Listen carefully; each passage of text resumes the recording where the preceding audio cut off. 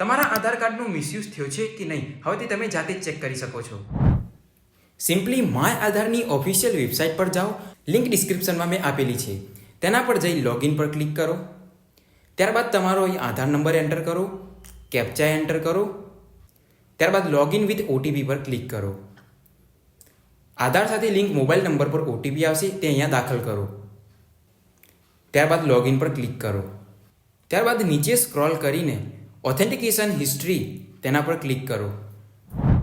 અહીંયા તમારી modality select કરવાની, તેમાં ઓલ. અહીંયા તમારે જેટલા પણ ડ્યુરેશનની હિસ્ટ્રી જોઈએ તે તારીખ અહીંયા દાખલ કરવાની. ત્યારબાદ ફેચ ઓથેન્ટિકેશન હિસ્ટ્રી તેના પર ક્લિક કરો. ત્યારબાદ તમને જોવા મળશે નીચે કે આધાર કાર્ડનું કઈ તારીખે અને શેના માટે ઉપયોગ થયેલ છે. તો આ રીતે તમે આધાર કાર્ડની ઓથેન્ટિકેશન હિસ્ટ્રી ચેક કરીને આધાર કાર્ડનું કઈ તારીખે અને શેના માટે ઉપયોગ થયેલ છે તે તમે જાણી શકો છો.